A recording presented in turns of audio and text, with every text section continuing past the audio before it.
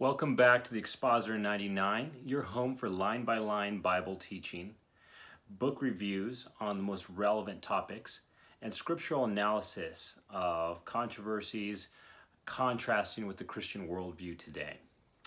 We're returning after a bit of a hiatus. It's just been a very busy season for me and my family, starting a new job. You can be really overwhelmed with HR stuff and paperwork and signing and some medical issues going on in the family as well. So it's been some time, but I just finished a book that I've been wanting to read for some time, and that is John Mcwhorters' Woke Racism. Now, John Mcwhorter, those of you that maybe you watch this channel from an apologetics standpoint and you enjoy getting to hear some reviews on apologetics books like Alyssa Childers and let me see, some Natasha Crane, Sean McDowell, so forth. If you're used to hearing a lot of those, you might not be as familiar with John Mcwhorter. That's because John Mcwhorter is an atheist. John Mcwhorter, I first encountered his work and his writings in a secular university.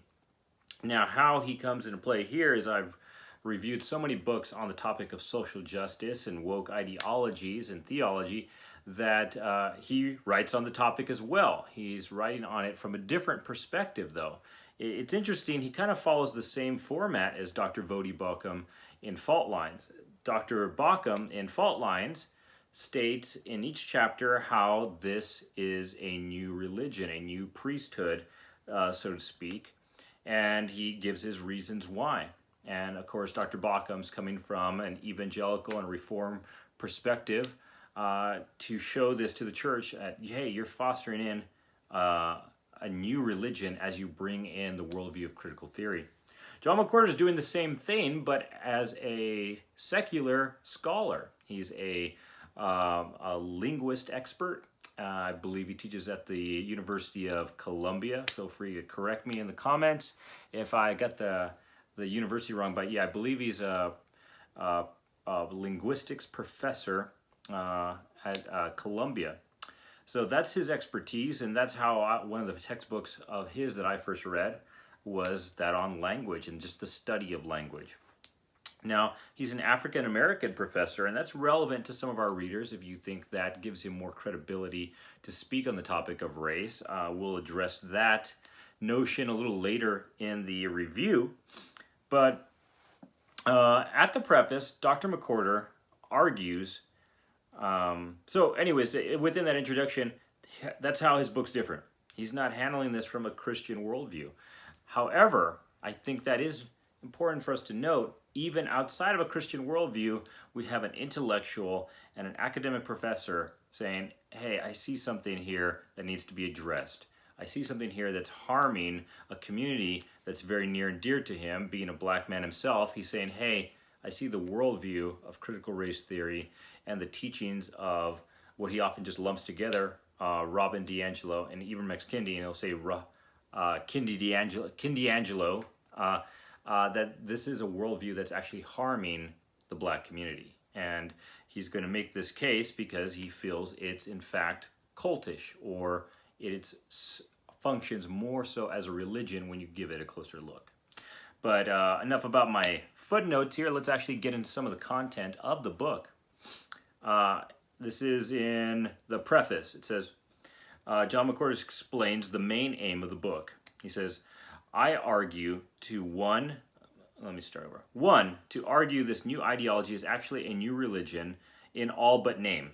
And two, to explain why so many black people are attracted to a religion that treats us as simpletons.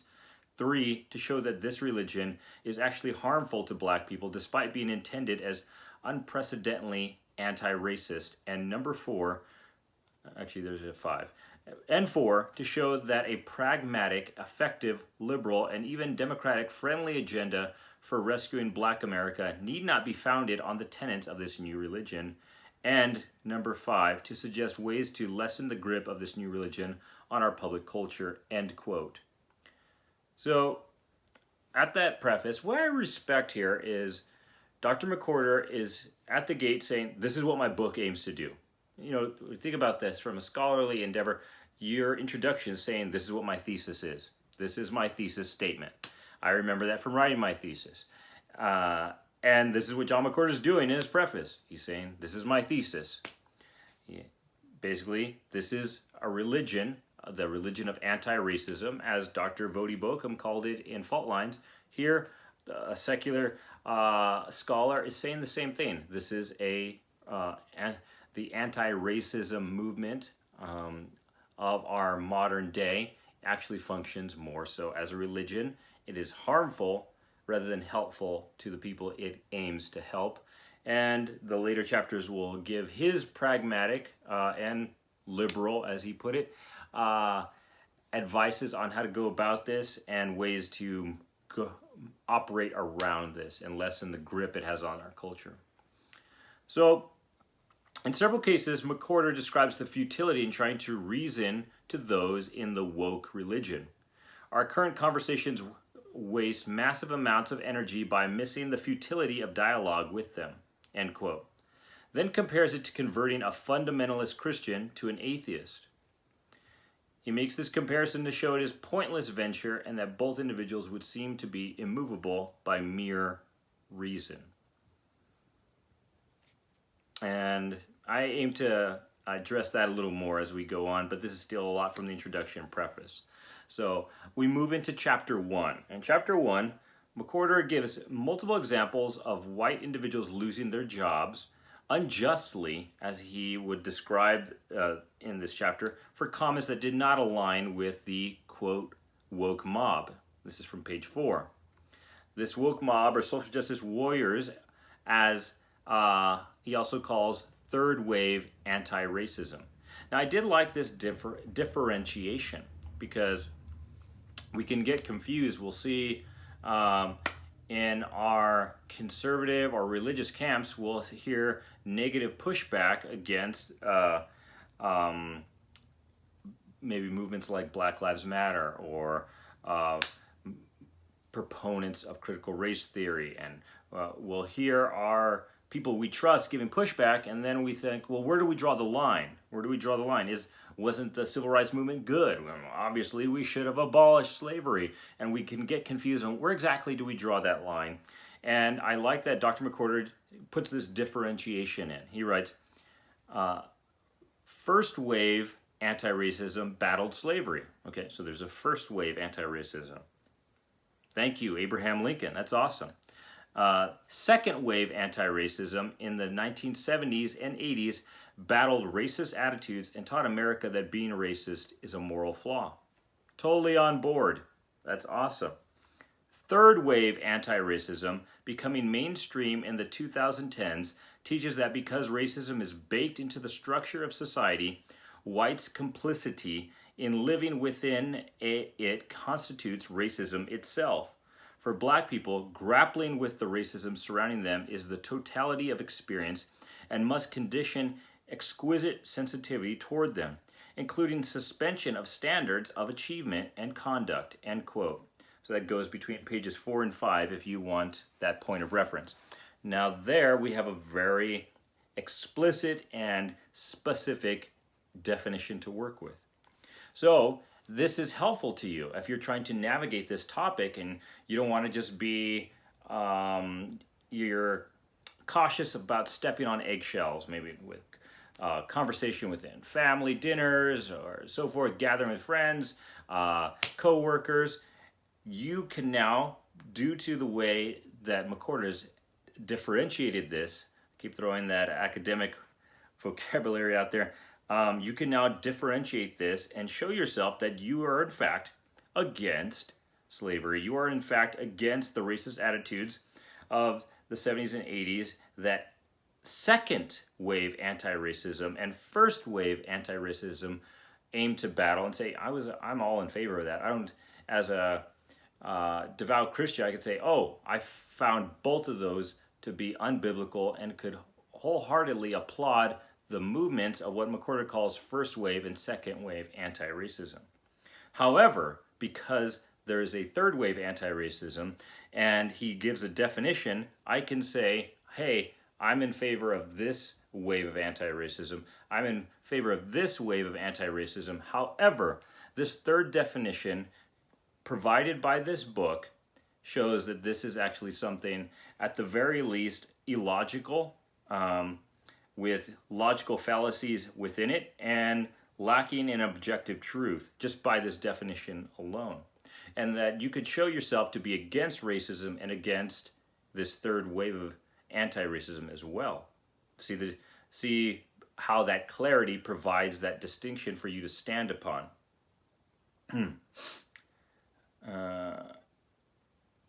Okay, I don't want to be redundant.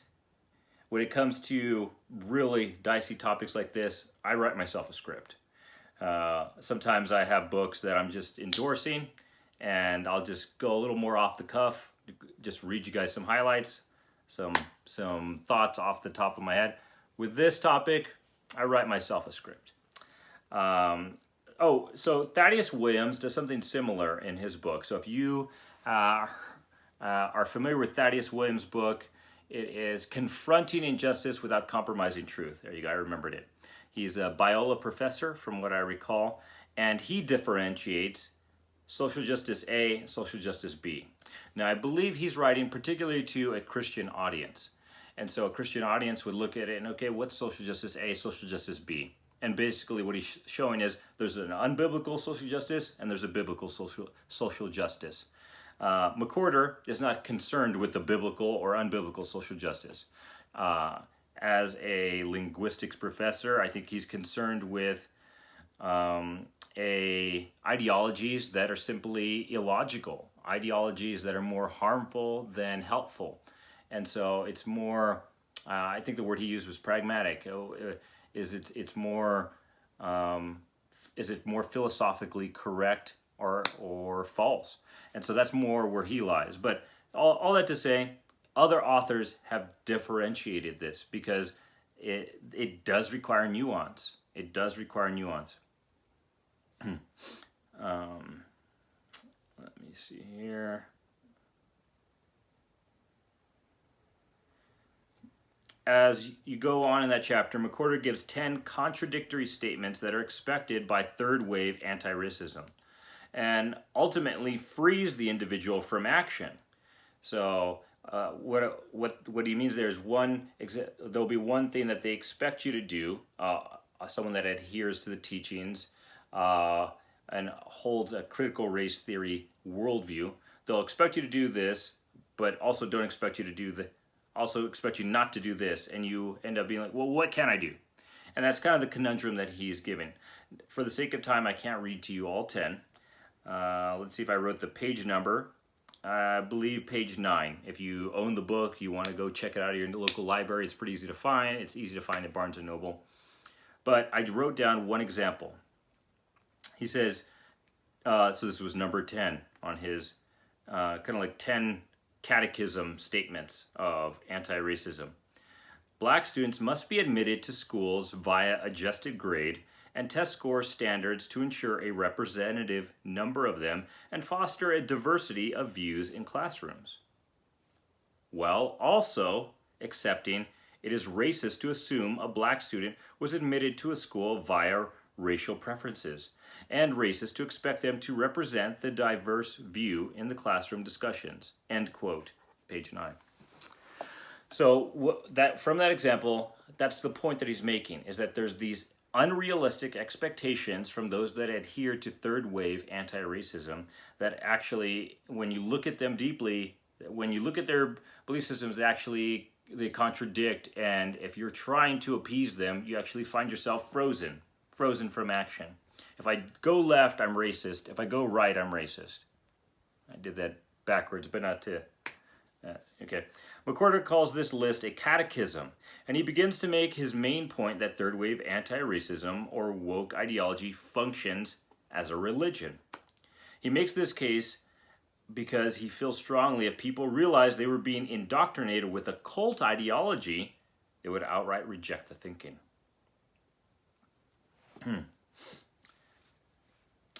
Here's a quote I'll disagree with, but I get what he's saying. Of course, the race thing, catechism of contradictions, makes no sense. But then, neither does the Bible, end quote. That's page 12. So here's where I wholeheartedly disagree with Dr. McWhorter, and I appreciate his work here, I would tell him if I could get him to hear this review or had the chance to have a cup of coffee, scholar to scholar, I'd say there's only contradictions in the Bible to the untrained or ignorant eye. A deeper look will show, if you actually read some textbooks, some commentaries, some scholarly work, sit down with some apologists at your level, you'll find that those contradictions you thought existed don't in fact exist. I often find atheists like to, what's the word, cherry pick. They like to kind of pick on the least educated and the least reasonable Christian example to make themselves look good. Kind of like dunking on a fifth grader when you're a 6 foot tall person that can actually play basketball. So what I'll say to any atheist tuning in, and you watch some YouTube clip and it's like, Christian gets destroyed in debate or on YouTube. Pick on someone your own size. You got a PhD on this side, get a PhD on that side, and see how the logic to logic, see how the reason to reason, see how the intellect matches out. But before I get on a soapbox here, we'll continue on.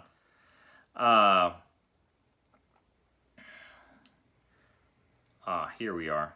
He continues on stating that it is more accurate, instead of calling these individuals social justice warriors, but to call them elect. This is page 19. He will use this term over and over to refer to those holding to third wave anti-racism because he says they carry themselves in a sense of being chosen for the purpose of fighting racism. This term elect is used in the theological world to express those who are born again Christians because God in fact chose them to be his people. This word is found specifically in the Bible, but is used with far more familiarity in Reformed and Calvinistic camps. All this to say, throughout the book, you will hear, in this review, you will hear quotes by McWhorter continually calling those that adhere to third wave anti-racism, or the worldview found in adhering to critical race theory and the teachings of Robin DiAngelo and Ibram X. Kendi as elect. The elect. The elect said this. Because they carry the attitude of people divinely chosen for a purpose. I'll personally step in and out of that outside of the quotes because I find it rather pejorative in the way that he's using it. And so I like the term that he coined here, third wave anti-racism, rather than, I think woke has become so much of a trigger word that it actually puts up more of a barrier. It almost indicates if I dismiss something as woke, unless you are in my camp, you probably think, oh, so he's okay with racism. Oh, so he's bigoted. So I think third wave anti-racism allows us to get really specific on what we're against or what we're not against based off of this book. So I'll primarily use that, but in his quotes, in respect of his work and what he wrote, I'm going to read the quote verbatim, in which he will continually say elect. And he's talking about the quote-unquote woke mob, social justice warriors, third wave anti-racists. Okay. So now he continues on making his case on how third wave anti-racism is a religion or functions as so. Third wave anti-racism has prophets and apostles.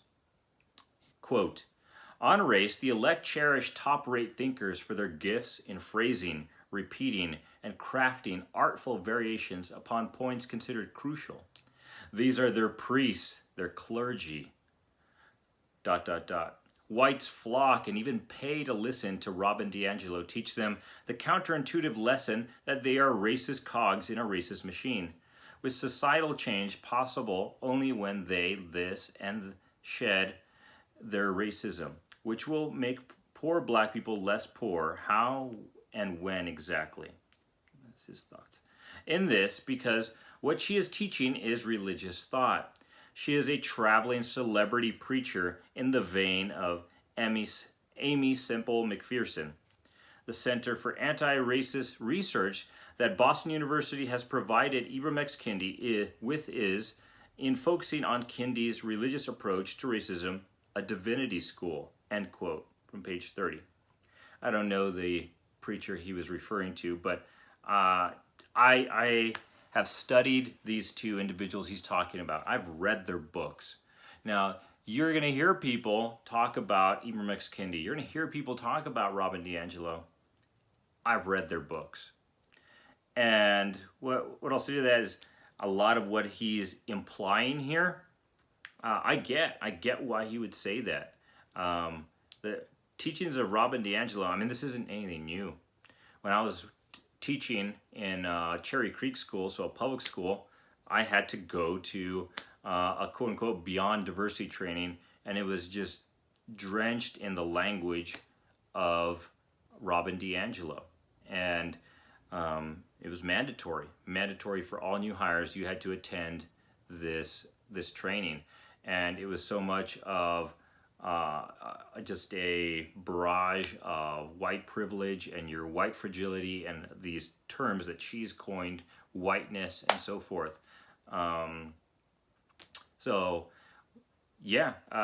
That she's treated like a traveling celebrity preacher. I think that's pretty accurate. Ibram X. Kendi, same thing. And how his words are just treated like gold to this group.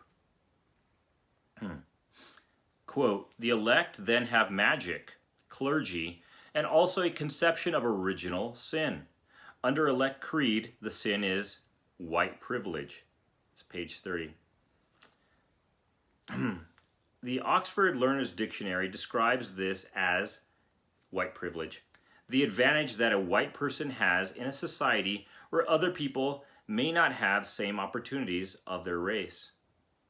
Unmerited white advantages in society. Okay. So notice what he said here. Let me backtrack. The sin, under creed the sin. Original sin. Okay. So as evangelical Christians, we would understand original sin to be the sin in the Garden of Eden. Okay. And to the atheists tuning in, scoffing that they're educated thinkers that believe in a real Garden of Eden. Yes, we do. And that original sin, prior to this term being hijacked, is basically the sin, not just the sin of eating the forbidden fruit, but the sin of disobeying God. Well, what's the big deal about eating the fruit? It's a disobedience to God. And that first sin, that first act of disobedience to their Creator, therefore bringing sin into the world like this disease that spread to everybody. And so what Mcwhorters is saying is there is something similar in third wave anti-racism as a religion, and that is white privilege. That essentially, that's this, in the same way we would look at, as Christians, we would look at sin, like I said, almost like a disease that is spread from Adam all the way down to man today, that is how they are taught to look at white privilege, that it's just baked in to American society, and it is as prevalent as sin is to the Christ follower, of understanding that. On page 34, Mcwhorters describes the elect, or third wave anti-racist, as evangelical or fundamentalist, in the sense that they cannot be disagreed with. So that term has been turned into a pejorative, and it didn't necessarily mean to start out that way. But essentially, there's non-negotiable fundamentals. And so a lot of ways they're often used synonymous with evangelical. So evangelical, someone just holds to the gospel, but that there's these non-negotiables of the faith. So, I might be sitting down and I see some people gathering around a table. I notice this one is Christian. I notice this one has a cross around their neck, and I ask them about their faith, or I see their shirt that has their church logo on it, and we start talking, and maybe this person has a different eschatological view than I do. Maybe this person has a different view on baptism. Maybe this person at the lunch table has a different view on women in ministry, so forth, we would all be Christians. We would all be brothers, because all of those things that I just mentioned are secondary issues, even tertiary issues, some may say. However, if I'm sitting down at that table and I thought this person was also a Christian, and they say, oh, I actually don't believe in the divinity of Christ, that's a non-negotiable. Not in the sense that I have to be rude or unkind to this person, but in the sense that, like, I would no longer distinguish that person as a Christian brother. You have to hold to the divinity of Christ to be a Christian. You have to hold to the Trinity to be a Christian. You have to hold to a list of things that are fundamental to the faith. So this is how this is how McWhorters is using these words, that there is several things, there's a list of fundamentals to this woke religion that cannot be disagreed with. Here's the quote. Throughout Kindy's prose runs a sense that he is doing us a favor in stating this very point without raising his voice, metaphorically turning his palms out with a quiet shrug, as if to say, what else can I tell you, and what should I have to ask? This, folks, is why you are supposed to not just respect but worship him, as entreat his ideas as beyond criticism. End quote. This is from page 121. Now, I have a definition of fundamentalism. One of my criticisms, and I could mention this at the end of the review, but I think McWhorter could do a more thorough job of showing the point that he's making here. Not just here, but I'm just happening to think of it as I'm talking about it right here, that some of the points, some of the accusations that he throws the way of this camp or this group of thought, he could provide a lot more footnotes to the evidence of what he's saying. So let me put this Surface Pro down, no plug intended, and give you an example of what I'm talking about. So this is Douglas Moo's commentary on the book of Romans, okay? One of the most respected scholars in the evangelical world as far as writing biblical commentaries goes. Now I want you to, let me see if I can get this close enough without that glare. Nearly half this page, this entire bottom page, from where you see my finger on down, those are footnotes. These are all footnotes.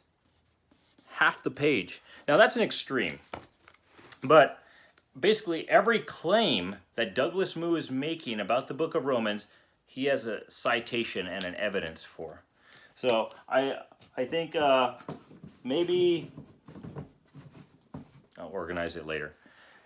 Maybe McWhorter's intention is that this to be very accessible and understandable to the lay person. I don't know. But a lot of the claims he's making, I would back up and I'd say, yeah, you're right. However, I already agree with you. I'm simply adding your book to the repertoire of thought I already have and hearing maybe some different outlooks on it. However, if we were to role play here and let's say I hold to critical race theory. Let's say I just read Ibram X. Kendi's book and someone gave it to me as a gift from Target. Please don't buy that book from Target. And I am sold. And I'm hearing, and then I start reading McWhorter's book. I'm going to want more evidence of some of the accusations he's throwing forth. So maybe he can come out with a revised edition that's as big as a textbook, and he can put in a lot more quotes and evidences of some of these claims that he's making. Like I said, I think a lot of the claims he's making against these speakers and against how this operates and how this harms people are totally solid. And I'll explain as we go on. But this just reminded me, I think this right here would be a good point to show an example of how does it, let's give some more proofs. How does this function as in its own fundamentalism? So on that note, Here is the definition of fundamentalism from gotquestions.org. Fundamentalism, for the purpose of this article, is a movement within the church that holds to the essentials of the Christian faith. In modern times, the word fundamentalist is often used in a derogatory sense. The essentials are not compromised as one wanders into heresy. There are let me start that over. So I finished the definition. The essentials are not compromised. Otherwise, one would wander into heresy. I just had a typo here. There are secondary issues Christians can agree to disagree on, but not the essentials, as I was alluding to earlier. So what Mcwhorters is saying here is third wave anti-racism is treated like it acts as a cult in the sense that differing philosophical and political opinions, for that matter, or if they're contradicted, there's going to be consequences. And in that regard, it acts more like a religious system because it has heresy. If there's a religion, it has heresy. And so I noted some of those earlier in regards to the Christian faith. So if someone was behind a pulpit and they were denying the sinless nature of Christ, okay, or they were denying his deity, they were denying the Trinity, I would say that person is a heretic. They're behind a pulpit calling themselves a Christian teacher or pastor, and they're teaching things that are outside of orthodoxy or of the fundamentals of the Christian faith. And here, Mcwhorters is going to give his examples that there's non-negotiables of the anti-racist faith that would be deemed or at least treated as heresy. He writes, the reality is what the elect call problematic is what a Christian means by blasphemous. The elect do not ban people out of temper, they do it calmly, between sips of coffee as they surf Twitter, because they consider it higher wisdom to burn witches. End quote. Page 44. The consequences of such heresy against a woke gospel result in a firing in our day and in age, but Mcwhorters will show this functions more like a shunning or an anathema from the institution in power. Quote, firing of garls did not function as these people like to use that word, to dismantle structures, which stayed in place in the Tenderloin, a walk from the museum. Garl's firing functioned, as it were, to make his inquisitors feel noble and to look noble to one another. They were doing their duties as religious parishioners displaying their faith, not forging societal change. End quote, page 73. So this specific instance, you'd have to read the book, but he describes someone that would not adhere to the pressure to either apologize for a statement he made or so forth that was unrealistic, unnecessarily called racist. And now he's describing the people that pushed for his firing.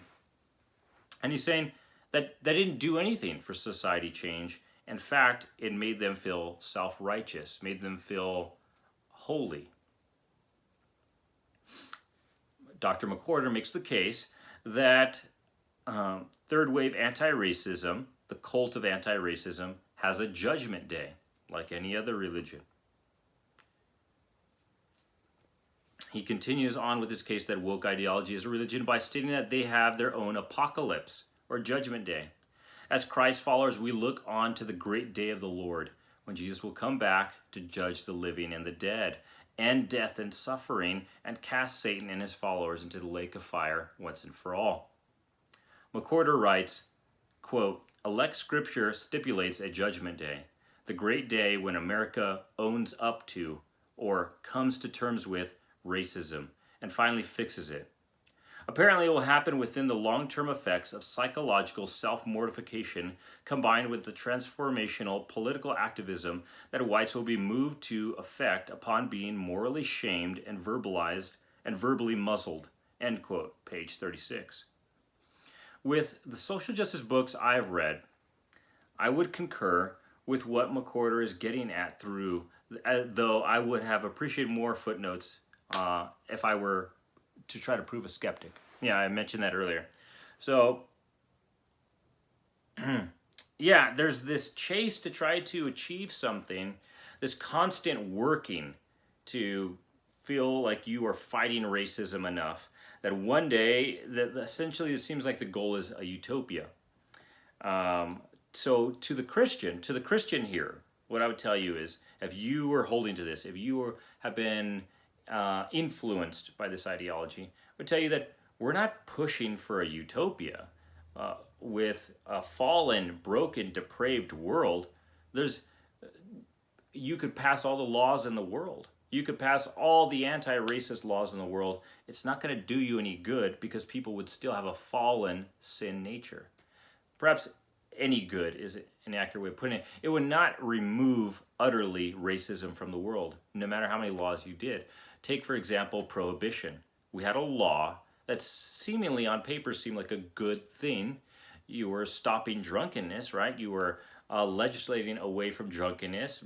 Less people would have drunk driving accidents. Just less people would have spousal abuse probably and get in drunken fights and so forth.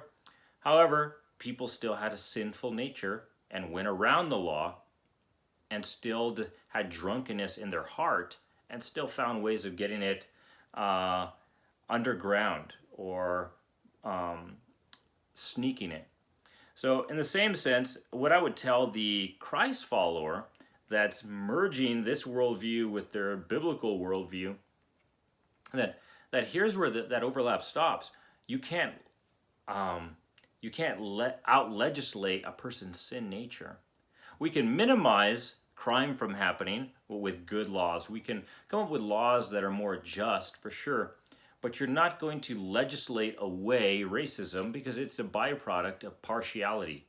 And the sin of partiality is going to rear its ugly head until Jesus comes back and does away with sin, period. So people act racist because they have the sin of partiality. And when they gain power, whether that's just simply outnumbering someone in a room, or whether it's through money, status, so forth, they exhibit the sin of partiality. It could be as simple as a parent having a favorite kid, or showing favoritism to a kid, or a teacher showing favoritism to a student. Partiality is a sin in itself, and that sin will not be utterly eradicated until Christ comes back and we are glorified and our sin nature is destroyed. So how this contrasts with the biblical worldview, at the very least, is we're not striving through our own endeavors to attain utopia. We are striving for holiness. We are striving to present the gospel whenever the chance is given. We're striving to live a life that glorifies God and to spread his message until he returns. Social justice warriors have a creation story. Quote, "This is a religious faith. It has a creation myth. That all of today's problems with race trace to the first Africans being brought to our shores in 1619. And the Revolutionary War was fought because Britain was moving toward abolishing slavery. Despite leading historians noting the inaccuracy of the historical premise," end quote, this is from page 57, "Kinney does not shy away from the religious terminology as he refers to America's original sin, being slavery, in his book. I'm no historian, and I'm not going to pretend to be one, but you could see how this is an entirely different worldview, where the central evil of a country or of the world is that it's birthed in racism. As Christ followers, we believe God created the heavens and the earth. Adam and Eve and sin was brought into the world by man's disobedience to God and to God's command in the garden." So as far as the historicity of that, I can't argue how that goes. I don't think that has continuity with history as I've understood it. But I'm not a historian, and I'm not going to fight that. But I would defer to McWhorters' expertise here as a university professor. This woke gospel has its own unforgivable sin. Now, the synoptic gospels, Matthew, Mark, and Luke, talk about an unpardonable sin, and that's blasphemy against the Holy Spirit. Essentially, Jesus was performing miracles, and the Pharisees say, yeah, you perform miracles by the power of Beelzebub. And Jesus says, I'm paraphrasing here, Jesus says, any sin will be forgiven except blasphemy against the Holy Spirit. And essentially what he was saying is calling the works of the Holy Spirit through Jesus the satanic, that you were expressing the ultimate rejection of Jesus. I would also partner this with what 1 John says about there's a sin leading to death. Not every sin leads to death, but there's a sin leading to death. And that sin is rejection of Jesus. That's our unpardonable sin. Any other sin on Judgment Day will essentially be paid for by accepting Jesus' payment on the cross. But you can't say you accepted Jesus' payment on the cross if you in fact rejected him, the sin leading to death. All that explanation to go to, here's the quote by Mcwhorters. The elect think that if a historical figure had slaves, Washington, or was involved, I don't understand the word here, in the slave trade, John Locke, or even was not hotly interested in dismantling slavery when they could have played a part in it, Alexander Hamilton has come under fire for that, then this must be the main thing we remember them for. They should be recalled only with condemnation, end quote, page 132. He writes, note double standard with Obama. So let me backtrack a little bit over here. Right, so what he's saying here is this unforgivable sin that this woke gospel holds to is that if you ever held slaves or you did not fight slavery in your time, then this is what you will just be marked with forever. And he says this is a double standard with Obama because if from what I call, even from interviews, is that when Obama was running for office the first time in his first campaign run, he said that he did not support gay marriage, but civil unions. Essentially, he was politicking. I think he always supported gay marriage, but he had to not come across so extreme in the same way that Bernie Sanders just comes across so extreme. There's no chance a conservative would ever vote for him. And so I think that's what Obama was doing. I'm not a mind reader by any sense, but that's what Mcwhorters is referring to. He's saying this is a double standard by Obama, who would later become far more vocal as society got far more progressive and embracing of an LGBTQ agenda. Obama became far more vocal of that, whereas he outright said he did not support gay marriage in his initial campaign run. Here is the next quote by Mcwhorters. To be elect is to insist that figures in the past might as well be living now, and they thus merit the judgments we live upon present-day people who inhabit a context unknown to those who lived before, end quote. I would think of Coach Gruden of the Raiders, and I remember when he was fired, and his emails were brought to emails 10, 15 years old, and he had a homophobic slur in one of his emails. Again, they're 10, 15 years old. And I turned to my coworkers as we were discussing this, and I'd say, how many of us were guilty of using that word 10 or 15 years ago? You know, that doesn't make it okay, but we need to understand the context of how something in society has become increasingly more unaccepted.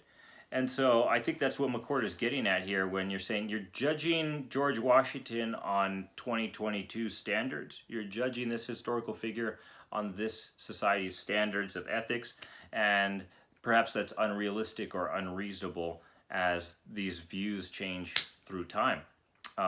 If you just look at some movies from the 90s and you're like, oh, they just said that. Well, yeah, you could say that word, or you could make that joke back then. Chapter 4. After having established that this movement is in fact a religion, McWhorter turns to explain why that is a problem. Why, in fact, it needs to be rejected. The primary reason he gives is that it hurts black people instead of helps them. He breaks his argument down into 6 main statements.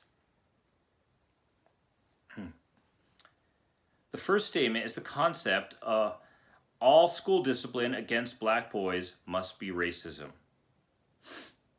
Here's the quote.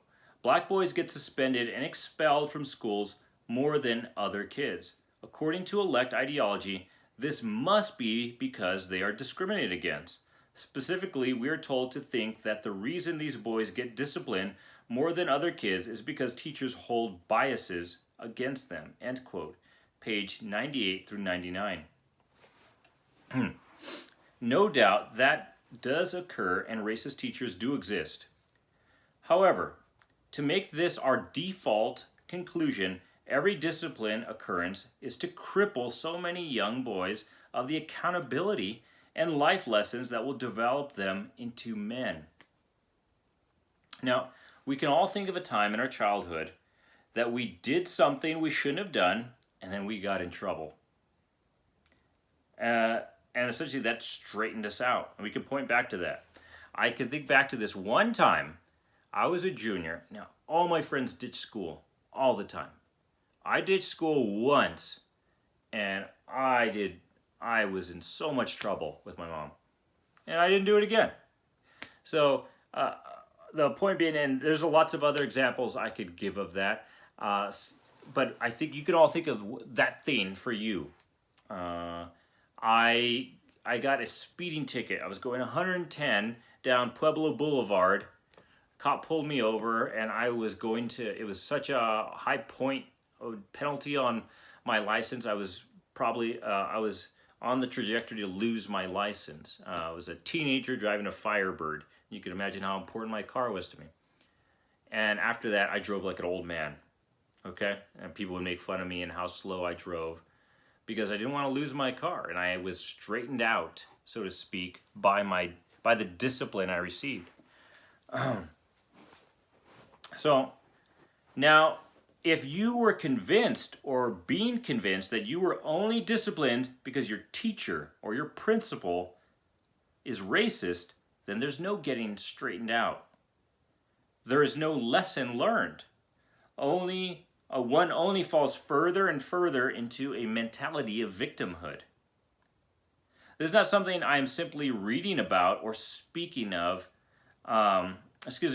This is not something I'm simply reading about. I'm speaking about this as someone who has been a teacher in public schools for over 7 years and substitute taught probably 5 more in addition to those 7. I've seen it over and over again, and I've seen weak administration feed into this.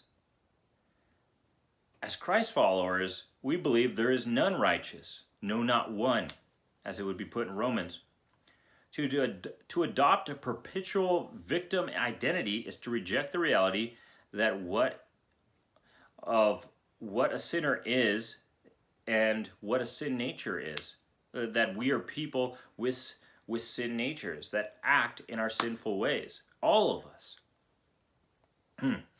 Teachers and administrators that discriminate against black students should face consequences. However, if we victimize black students every time they get in trouble, the long-term ramifications are that they will carry this mentality into the workplace, sabotaging any success they could have had in adulthood. They'll also carry this ideology into their marriages, into their friendships, into wherever their space is as an adult, and it will only be to their detriment. The second thing that McWhorters says that this is harmful in, and he makes this the title, "The Elect on University Admissions, Jail or Yale?" he discusses the unrealistic expectation third wave anti-racism places on African Americans and society of going to a big university. The data on calamities the mismatch policy creates are now overwhelming, and yet are indignantly swatted away because they are not constant with announcing one's awareness that racism exists. The result, black undergraduates and law students in over their heads nationwide, while an influential cadre of people intone lines about dismantling structures, end quote. This page is 106 through 107. What he seems to be saying, it was a little bit over my head actually. What he seems to be describing is that there's policies that are made to place an equitable amount of minority students into universities that is actually setting them up for failure when in fact they either didn't merit it in the test scores or in the homework levels. And so essentially they weren't ready to be challenged like that academically. And they essentially finally reach a wall where they get failure and they stop getting a teacher that's going to pass them along or someone's going to continue to make this exception for them.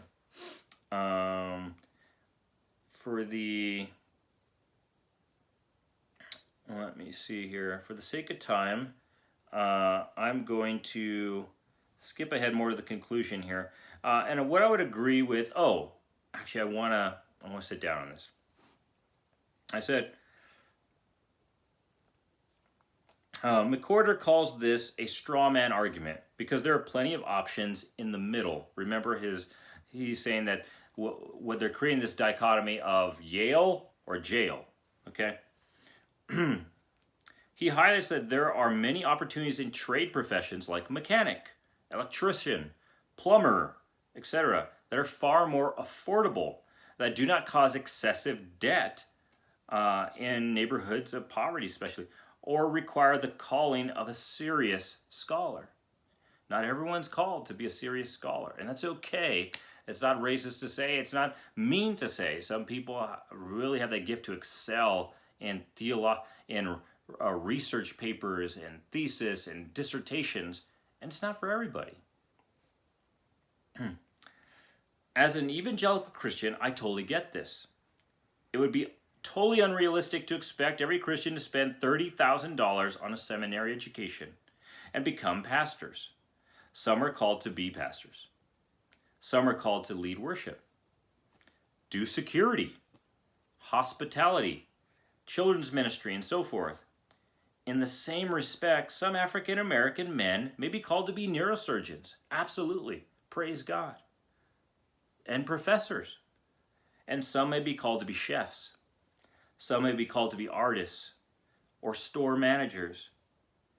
And so I would agree with McWhorter here. Ivy League or crime is a false dichotomy and actually harms black people. It doesn't help them. Because essentially you're creating this mentality that, you're not killing it over at Stanford. Well, I guess you better just go to selling these drugs, or you better just give up and start dealing crime. So that mentality is not helpful. He makes this case: the elect on the quality of black minds, condescension as respect. Here's his quote. In other words, if to be black is really to spend all of your life running up against racism, as often as not, that racism is in the form of this kind of patronizing dismissal, end quote. Page 110. I can completely see how a person will both burn out and feel a sense of meaninglessness with seeing battling racism as one's only purpose. This rolls into the next point, which is foundational in regards to worldview. This point is what Dr. McWhorter calls the elect on identity. Black people's essence is not being white. Here's his quote. In sum, on the question of identity, elect ideology requires non-white people to found their sense of self on not being white, and on not liking how white people may or may not feel about them. No one would wish this self-conception on their child when laid out explicitly in this way, end quote. This is from page 119 through 120. To the African American listener, there is so much more to you than not being white. You are made in the image of God, endowed with dignity and value because of that. And if you place your faith in Jesus, you are an adopted son of God. That's your identity. And to the racist listening, possibly thinking that maybe the speaker's on your side, you're wrong. All the things I just mentioned on all men, all women being created in the image of God, endowed with dignity because of that, are the very reason racist actions are wicked. You're sinning against an image bearer when you act racistly against them.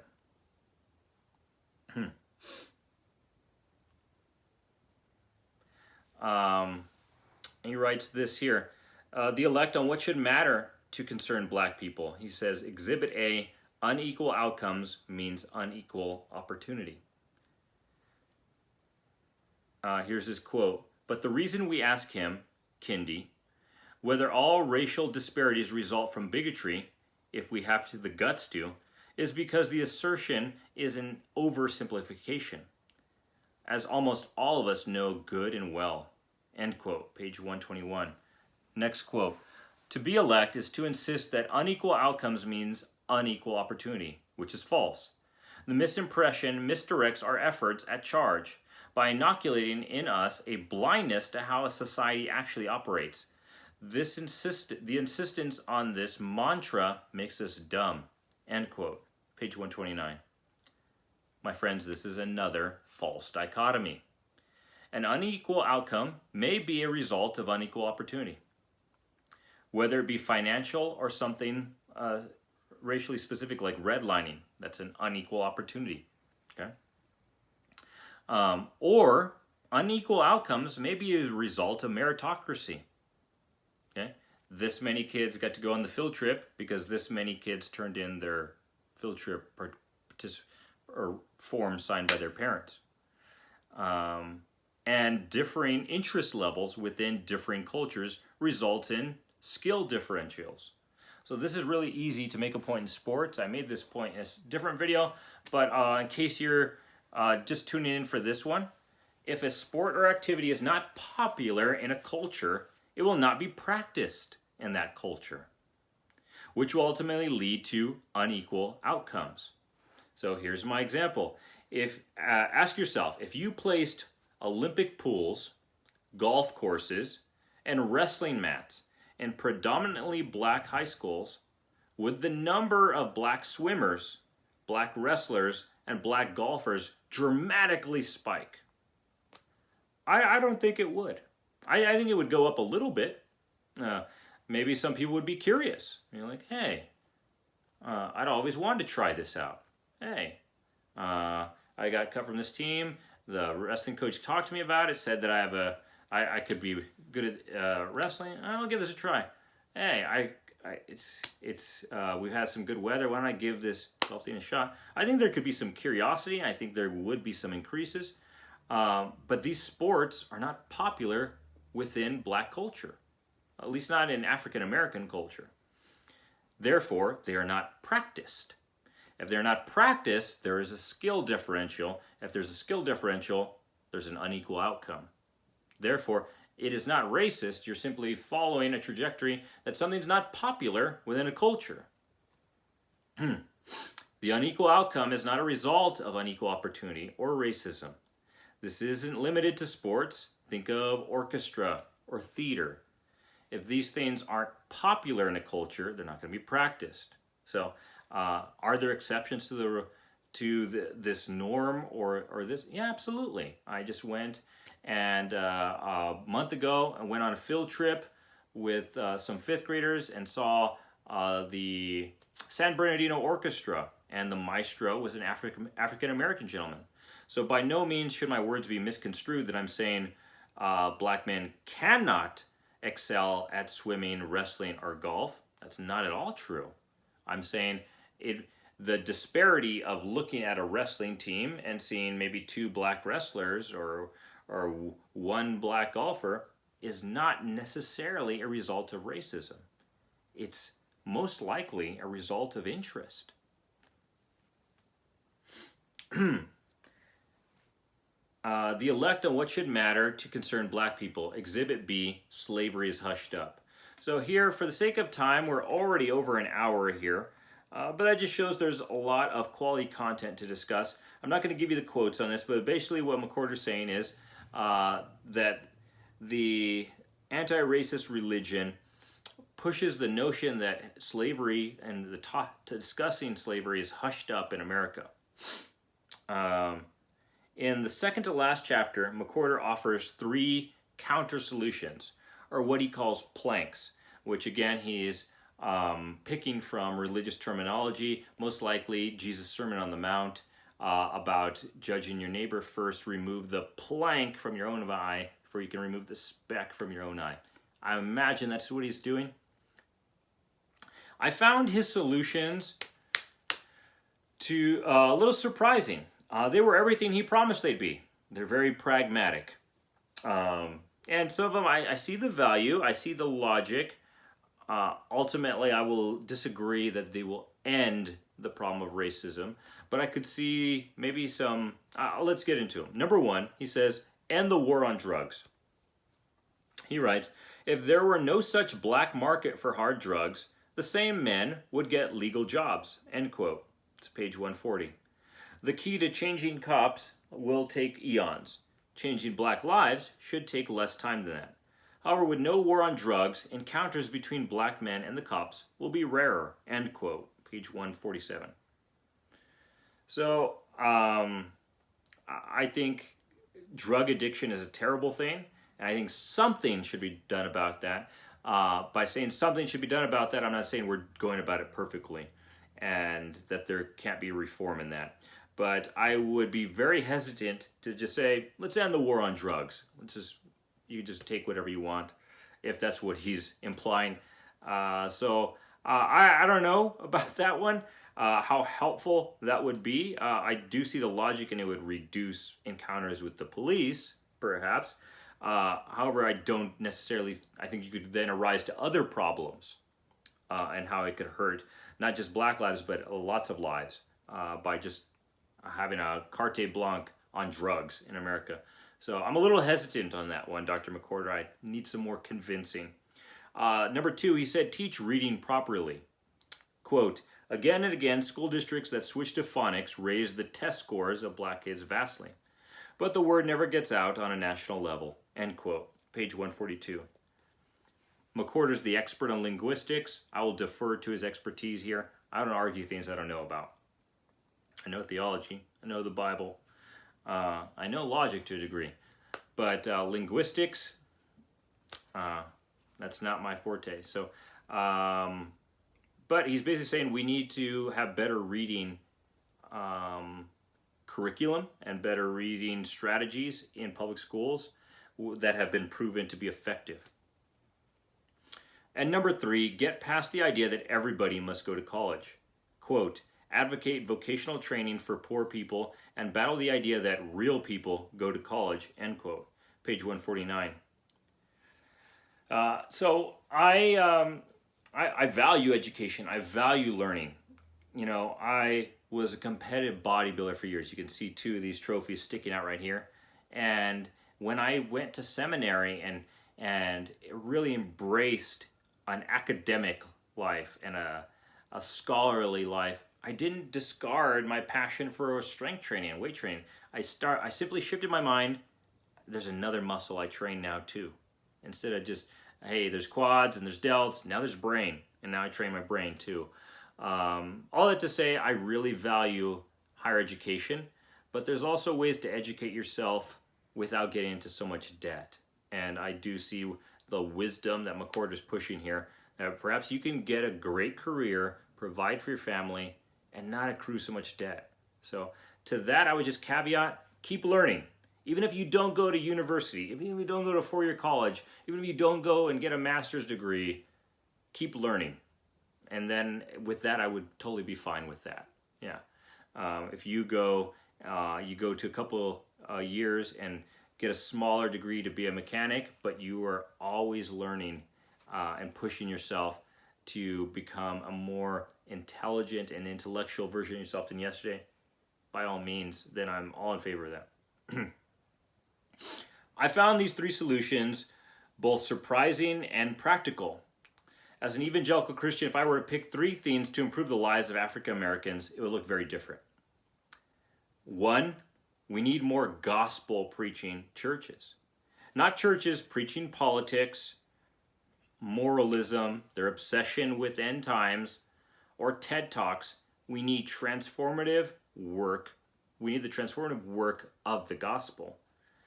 People born again don't sell drugs. People born again and transformed don't get involved in gang violence or further fatherless children and abusive homes. Rather, people that are born again by the Holy Spirit have been transformed by the gospel, and they choose to love God by being law-abiding citizens and by being self-sacrificially loving to their children and to their wives. So, no surprise here. My answer is preach the gospel. And if you're saying, well, Gabe, isn't that going on? No. Churches are not preaching the gospel. Primarily, they're preaching these things that I just said. Politics, moralism. They're doing little comedy hours. Okay? No, we need to get back to preaching of the gospel. That's what transforms lives. Not just for black people, it transforms everyone's lives. I think serious objective consequences on all students in schools will go a long way. Because essentially this is like a pattern. If you got away with stuff in elementary school, your behavior is going to get perpetually worse in middle school. And if your behavior wasn't, no one put their foot down on your behavior in middle school, then it's going to get worse in high school and then in adulthood. It's not surprising. As a teacher, I'm starting to get to that age where some of the kids I've taught are now adults. And I could look and see some of them like, oh, yeah, that makes sense. He or she got into crime. They were always getting in trouble in school. They were always getting into fights in school. They were always disrespecting and not abiding by authority in school. So, serious discipline and consequences in schools, no slaps on the wrist. Provide redemptive future opportunities like we see of the sinner brought back into the community in 2 Corinthians. But set an example with higher behavior standards in schools with zero partiality. If a Caucasian student breaks a serious school rule, suspend or expel them. If an African American student breaks a serious rule in school, suspend or expel them. Again, comparing it to the church discipline model that we see in the Corinthian letters, this excommunication is for the betterment of the community and it's for the betterment of the student. Because they see, oh, my consequences have actions. And then that's where the grace comes in. You're saying, Gabe, that is so harsh. That is so harsh. Yeah, it seems that way when you're reading it in Corinthians 2. In Corinthians also. And then you read Corinthians 2, and they bring him back. They bring that sinner they excommunicated back after he's repented, after he's been truly transformed and living a changed life. So some of those examples I just mentioned, yeah, they turn it around. They haven't got in trouble with their new school. Yeah, let them back in a year later, showing change. Absolutely. Be strict, be hard on consequences, and be redemptive, and be gracious and forgiving too. McWhorter finishes the book with a chapter called How Do We Work Around Them? It starts off with 5 defenses on the severity of the topic. One quote stands out to me. If the elect are reaching our children, then this is real. Page 156. Then he leads the reader on a list of what not to do. Not wasting time debating with them. Because essentially they don't prioritize logic and civility in how they function in their anti-racism ideology. Again, he compares it to fundamentalism. Now, I understand what McWhorter is saying here. There is no group that the gospel is powerless to reach, however. What McCord is saying is, hey, it seems pointless trying to have a reasonable conversation with someone that holds to critical race theory embedded in their worldview. That you might as well be trying to talk a Mormon out of Mormonism, is what he's saying. And I understand the frustration that he's saying. However, there's no group the gospel cannot reach. There is no group of people the gospel is powerless to transform. As an apologist, I've seen people be saved from all sorts of different groups: New Age, Word of Faith, NER, Mormonism, homosexuality. The woke gospel will be no different. Who the Son sets free is free indeed. And we need to get equipped in how to minister to those lost to Ken D'Angelo's teachings instead of throwing in the towel. My friends, we need to also throw away this mentality that if I'm not black, I can't talk about this.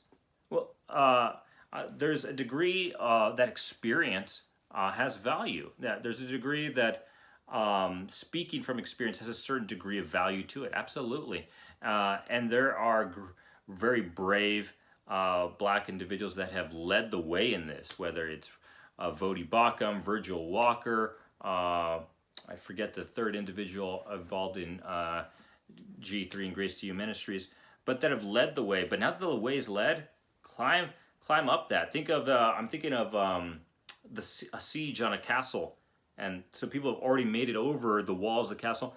Follow in, because our job is preaching truth, and don't cower because you're afraid of people being angry or being offended by you. Know what you're talking about. Don't talk about things you don't know what you're talking about. I see a lot of that, but know what you're talking about. People need to be ministered to in truth. Rant over. He says, number 2, to be sensible about race is not blaming the victim. Let me see if there's a quote here. Yes, this is important. Let me find where the quote starts.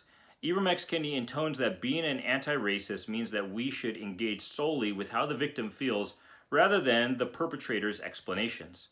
But sometimes the explanations are valid, because the claim of victimhood is unwarranted. We are taught that a black person's claims of victimhood can never be unwarranted, on the basis of some overarching principle that cancels out reasoning.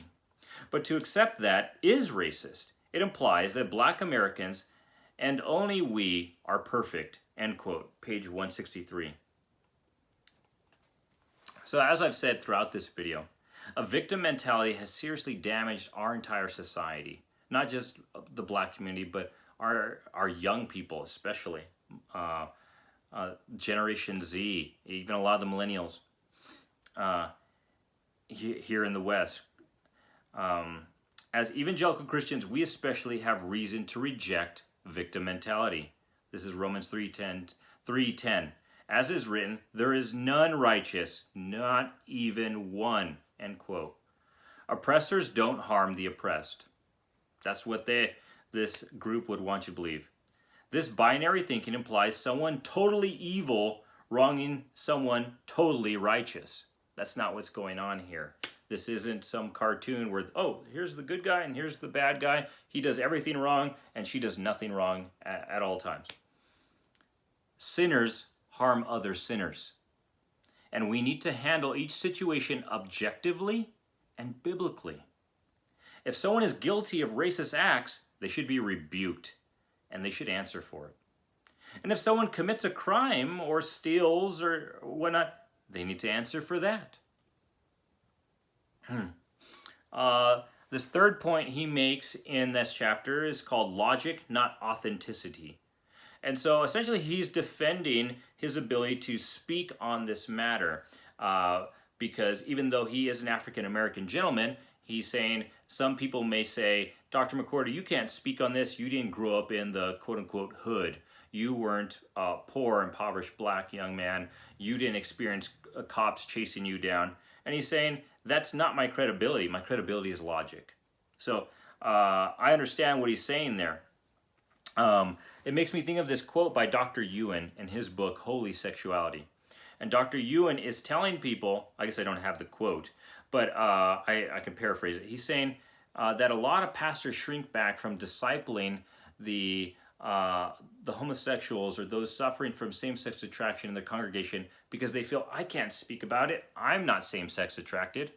And he says, if you've had any victory over your sin in your life, you can speak into this, because you can speak into that.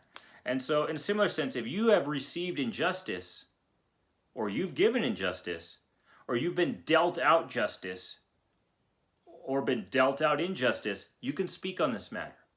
You don't have to just zip your mouth shut because, well, I'm not black. I have no right to speak on this. Has someone ever been unjust to you? Have you ever been in a position where you've given justice or injustice and you're taking ownership of that? You can speak on that matter. I found this quote very insightful.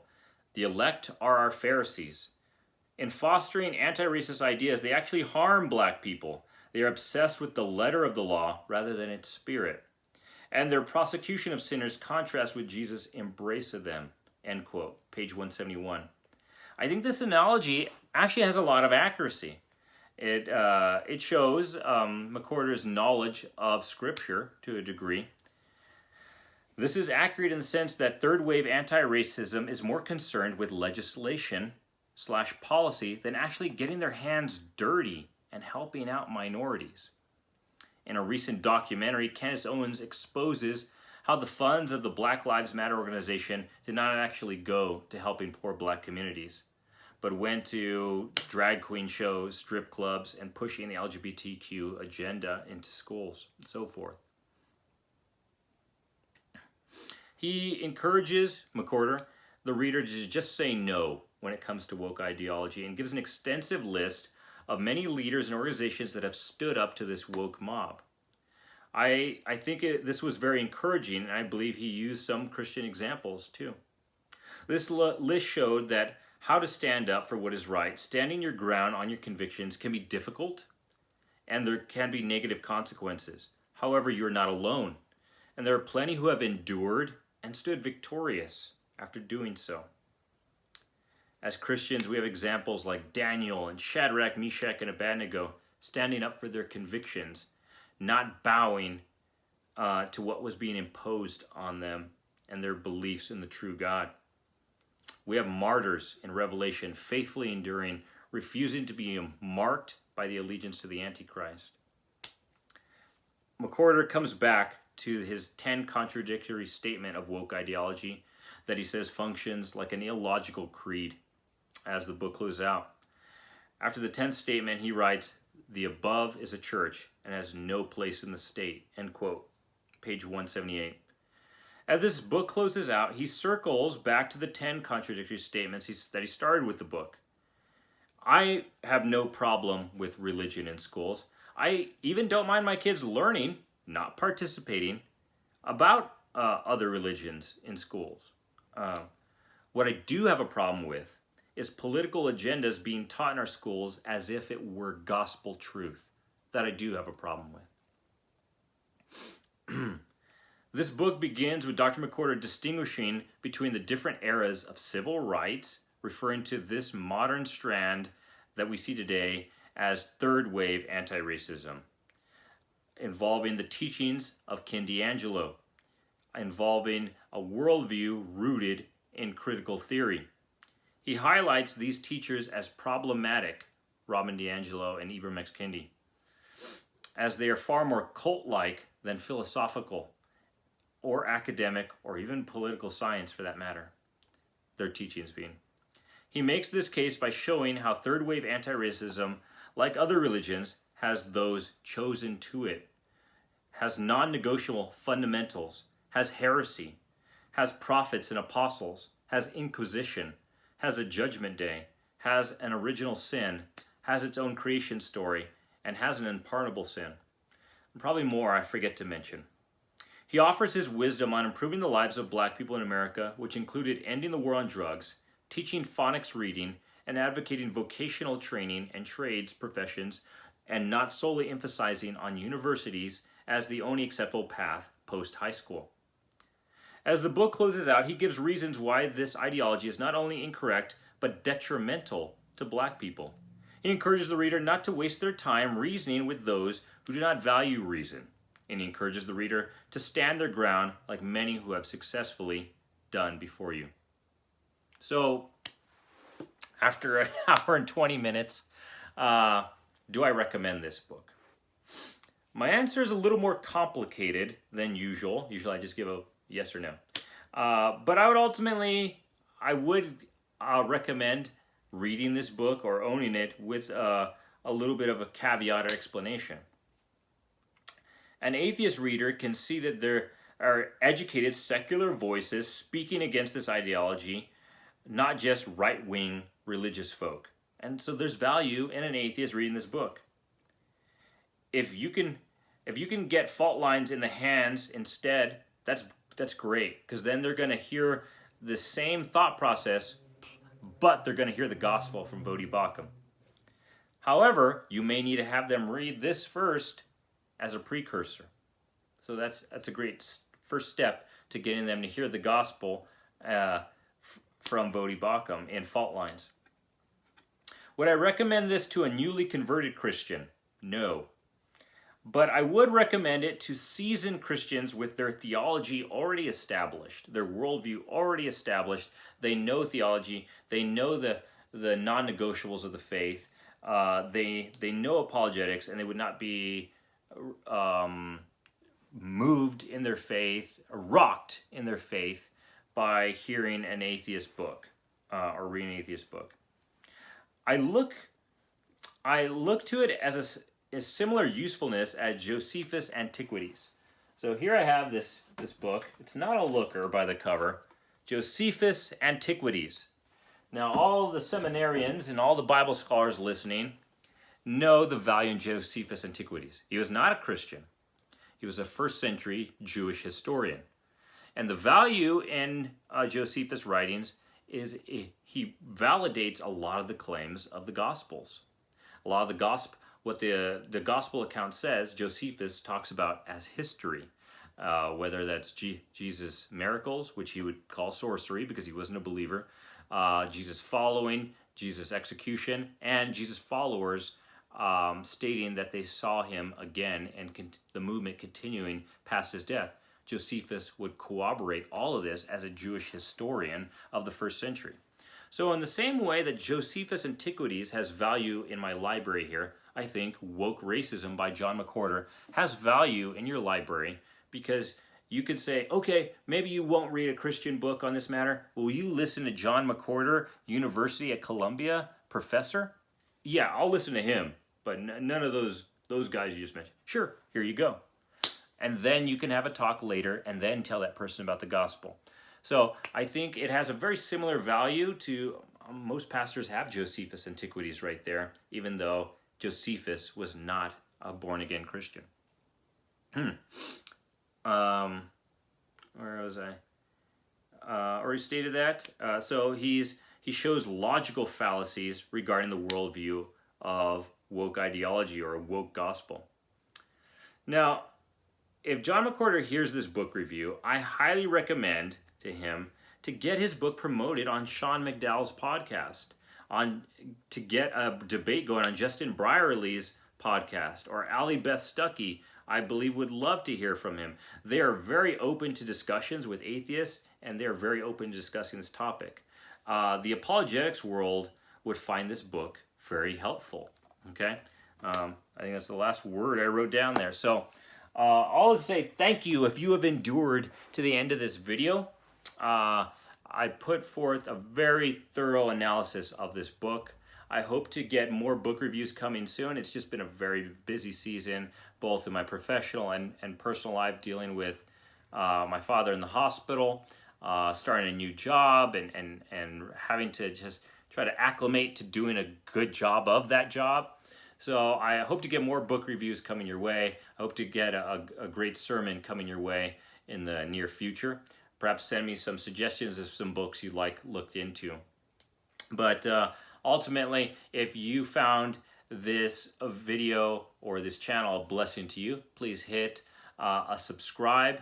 or if you're already subscribed, maybe share your favorite video on your social media channels to just help grow this into a flourishing ministry and get the gospel preached into more hearts and homes. So thank you for tuning in. I look forward to speaking and delivering more content to you soon. Thank you.